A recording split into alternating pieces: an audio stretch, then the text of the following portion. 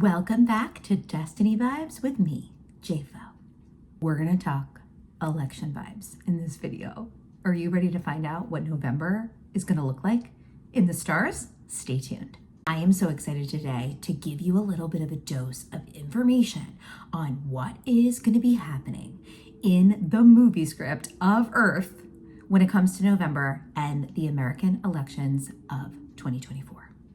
I wanted to do this video before November so you could kind of look ahead, see the energy. Now remember, nothing means anything. It's not positive or negative. It's all neutral. It's all neutral. However, there are these fun themes that we can kind of see and patterns that we can see, and we can kind of get a sense of what it's going to mean and maybe what it's going to mean for you. Okay, the biggest thing we need to discuss is after Election Day, the 5th of November, 2024, literally 2 days later, we start our pre-phase of our next Mercury retrograde. 2 days after Election Day is when we start the pre-phase. The pre-phase is just the degree that we'll eventually go direct in. So when we hit that degree before we go into the actual retrograde, that is what is considered the start of the pre-phase. Okay, so that pre-phase is going to start on Thursday, November 7th. But remember, we're not in the retrograde yet. Okay, so here's what's crazy. It is Mercury in Sagittarius at 6 degrees. Okay, so if you're an astrology nerd and you want to look in your natal chart of where that falls for you, find it for you. But here's what's so fascinating. Both candidates for this election, both of them, their south node is Sagittarius. Both of them have the comfort zone of Sagittarius, which means that both of them, their comfort zone is Sagittarius, and they're both learning Gemini. How crazy is that? So let's follow this through so you can see how these 8 weeks are going to go. Because as you know, we always do an 8-week journey with the retrogrades for Mercury. So that pre-phase is on the 7th. We officially go backwards on November 25th. And it's at 9:42 p.m. Eastern. Okay, Mercury retrograde will begin in Sagittarius, 22 degrees Sagittarius. Okay, on the 25th of November. Then we will have the new moon in Sagittarius on December 1st at 1:21 a.m. Eastern. New moon in Sagittarius, 9 degrees. Okay, then we will go direct a couple of weeks later, the day of the full moon, which we'll talk about in a second. So on December 15th at 3:56 p.m., Mercury is going to go direct in Sagittarius back to that first degree of 6 degrees Sagittarius. And that's also the full moon. So the full moon, for this season of the full moon, it's in Gemini. Gemini at 4:01 a.m. on that same day, December 15th, the full moon will be in Gemini, 23 degrees. Okay, so what does that mean? It means the sun is in Sagittarius and the moon is in Gemini, opposing. That's always a full moon is in an opposition, okay? Isn't it just crazy that no matter which candidate we have, they both have the Gemini-Sag line? For them, Gemini is their destiny, Sag is their comfort. So this is going to be so interesting. And the post-shadow phase, after we go direct, the post-shadow phase won't end until January 2nd. Okay, so January 2nd, it'll go back to 22 degrees Sagittarius. That is when it'll end. Whoa. Mercury will officially enter Sagittarius at the beginning of the month, so a couple of days before the election. So on Saturday the 2nd at 3:17 p.m. Eastern Standard Time, Mercury will enter Sag. And then, of course, we also have Sun going into Sag on, Thursday, the 21st of November at 2:56 p.m. Eastern Standard Time. So here's the thing. Let's talk about this theme. Sagittarius is the spiritual stage fire energy of the divine zodiac, okay? So we have a fire energy theme inside each stage. Aries is the survival, Leo is the social, Sagittarius is the spiritual. So there's no question that we're going to have a spiritual viewpoint, a spiritual fiery viewpoint, no matter what we're thinking, right? We're all going to be very fired up about our spirituality and our spiritual perspectives, right? And our big picture perspectives. Sagittarius also represents far away travel, metaphysical travel, like just in your mind and in your soul, right? And so another thing we want to also note about Sagittarius is very much the loner sign. It's kind of like I'm alone, kind of meditating on my own thoughts and beliefs. And Sagittarius has that kind of loner energy. So the way I see this is it's a very sovereign spiritual experience that we're all going to have. We're all going to have this very sovereign, story to tell with this season. Sagittarius is also the truth seeker and the truth exposer. So some truths could be revealed. I don't know what that means yet, but I guess we're going to find out. And since the energy is going in reverse with this retrograde, right, we're really going within. We're really going within into our soul and really figuring out what is the story we want to tell. So for a lot of us, from a personal perspective, and, kind of take away the earth and all the drama of the earth, it's really about like, what story do you want to tell in 2025? That's kind of how I see it. And also I want to share kind of what's happening for me in my Hero's Journey roadmap so that you can kind of see how you can figure it out for you. Now, if you need support finding out where it's going to be in your Hero's Journey roadmap, let me know. Follow the link below, sign up to work with me. I would love, love, love to do a reading of your Hero's Journey roadmap in the sky in the day you were born. You can also email me because right now I'm doing beta rates. So just email me at justjfo@gmail.com if you want to do a beta rate, or you can just join the link below, which is my mini courses and my high performance mastermind group, where we can dive deep into managing your vibes in this season. And of course, customizing it for your hero's journey. There's other things happening. So we need to talk about the other things that are happening too. Our new moon is going to be on the 1st of November in the sign of Scorpio. So 9 degrees Scorpio at 8:47 a.m. Eastern Standard Time, a new moon right on the beginning of the month. And Sagittarius rules intimacy and merging and dying and being reborn anew and transformation, right? So those themes, of course, will be there at the start of the month. But our full moon in Taurus, where the sun will be in Scorpio and the moon will be in Taurus, and Taurus represents money and stability and security, that is happening on the 15th of November. So 4:28 p.m. Eastern Standard Time, full moon in Taurus, 24 degrees. We're also going to be dealing with these themes of merging with others and intimacy versus, no, I'm going to create boundaries and I'm going to create security and I'm going to create, a tangible, AKA money, a tangible security, or boundaries, if you will. And then, Scorpio is all about like the intimacy and more of the emotional, passionate connection versus like this stoic, stable force. So we're really going to be working those themes as well while this is happening, while the Sagittarius energy is going down. But there's a couple of other things that are just so fascinating to me. So we've got that Taurus lingering, right? That full moon in the money. And then Venus is represented by Taurus. So Venus is very much represented by the money as well. And we have Venus going into Capricorn on November 11th. Okay. So Veterans Day, which is interesting, but it's going to go into Capricorn literally days before we officially leave the Capricorn energy. The very next week on November 19th.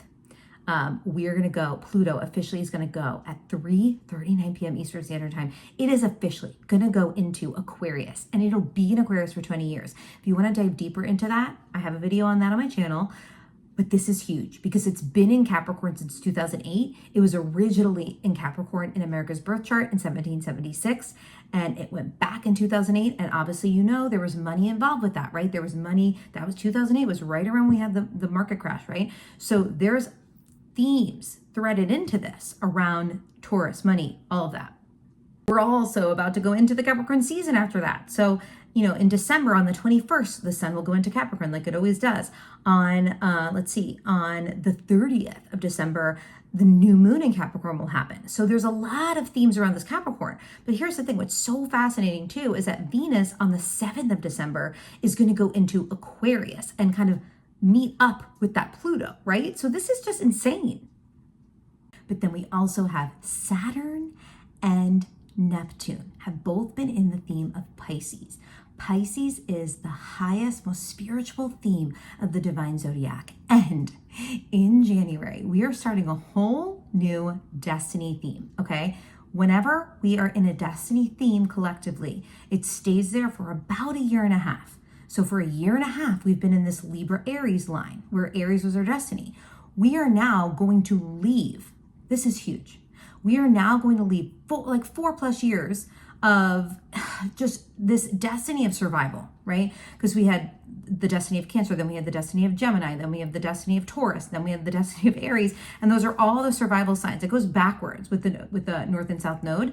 So we have had, oh my God, like pre-pandemic, through the pandemic, like It's just been survival, survival, survival. But now in January, we're about to go into a new destiny of the spiritual stage signs, the spiritual stage themes. So on January 11th, we're going to go into the destiny of Pisces. And I just think it's a cool wink that we're going to have these two important planets, Saturn and Neptune, both were retrograding in the Pisces theme, and they're both going to go direct during this time.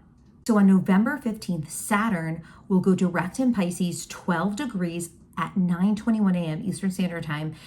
So that placement is like a serious, responsible energy to soul healing and soul expansion. Like, that's so fun, right? Then we have on the 7th of December, we have Neptune goes direct in Pisces at 6:43 p.m. Eastern Standard Time in the degree of 27 degrees Pisces. Again, Neptune is literally the planet that is ruled by Pisces. So we've got the dreamy imagination planet in the dreamy imagination theme going direct as well. So to me, and by the way, charging forward toward this destiny of Pisces on January 11th. So to me, I'm going to be honest, I'm seeing some really good things here. I'm seeing, yes, I am definitely seeing a collapsing and a dying of the old guard and a rebirth of the new guard. That is what I'm seeing. I'm not going to get political because we don't really know what that means, right? From a political standpoint, from the facts of how it's all going to play out. But how I can see it from this is we are going into a time of spiritual expansion. The only thing I'll add is that Mars is doing some interesting things as well. Mars is the Aries planet. It's the aggressive, kind of take massive action. It's how we hustle. It's how we go for things, right? It's our drive. That's what Mars is. It's going to go into a fire sign of Leo on November 3rd, okay? And then as you track Mars, you're going to see that it's going to go retrograde. So on December 6th, it will go backwards. So action is kind of going to go backwards, which is an interesting thing. And then once you get to January, it's still going to be backwards, but on January 6th, it's going to go backwards in the theme of Cancer. So it's going to switch themes, and it won't go direct until the end of February. So February 23rd, Mars will finally go direct. So that's another thing to look out for, because Mars is going to go direct right before we go into the Pisces season, a new moon in Pisces, right? Pisces energy with this destiny in Pisces. It's just crazy. It's just crazy. Now remember, I always teach that these themes are completely neutral. They're completely neutral. They're not bad or good. They're just these fun themes, and we actually get to use these themes. Like, you get to watch this video and say, what do I want to make this mean? Maybe you want to make this mean that this is the most spiritual time of your life, that you're going to have some beautiful spiritual, like, aha moments, right? I think it's so important for us to hold the vision of really incredible timelines of joy and peace and harmony and goodness, and kind of let go of kind of the control of how that all is going to look on the surface, and really, really own how you want it to be for you in this season. And that is why it's so important that you learn how to do this in your own natal experience, your own hero's journey roadmap in the sky and the day you were born, so that you can understand what this means for you. For me, I am going to be traveling and moving from the state of Texas all the way back home to the state of New Jersey. And literally, I start my travels literally right before this Mercury retrograde in Sagittarius. And for me, all of that Sagittarius is right near my rising sign of Sagittarius. So it's in my dreamy houses and in my self houses, okay? My self house and my dreamy house, the 12th house, the first house, right? And it's going to be triggering up my natal Neptune. So for me, there's a lot of vision and dreaminess as I travel on the road, okay? But also for me, all of that Pisces with Saturn going direct and Neptune going direct in Pisces, and then of course our destiny in Pisces, for me, all of that is in my local neighborhood house, which is also the marketing house. And I'm literally starting a new business, I'm starting a new job, and I'm also going into a new neighborhood, and I'm going to connect with people in my new neighborhood. And that's what I'm really excited about. So for me, it's really about these themes of travel and these themes of like a whole new experience in a whole new neighborhood and finding soul connections. And so it's fun because like when you start to really take this information and put it into your specific hero's journey roadmap in the sky and the day you were born, you're going to see what the seasonal information means for you. And then you can work with your higher power, God, Jesus, Lord, whatever you want to call it, that higher self. I like to call it my light team. I work with my light team to say, okay, here's where I'm worried. Here's all my fears. And I'm going to give them to you. And here's what I want to make this mean. And I'm going to give that to you as well. And that's kind of how I do destiny mapping using my faith-based morning process. And I make this mean what I want to make it mean for me.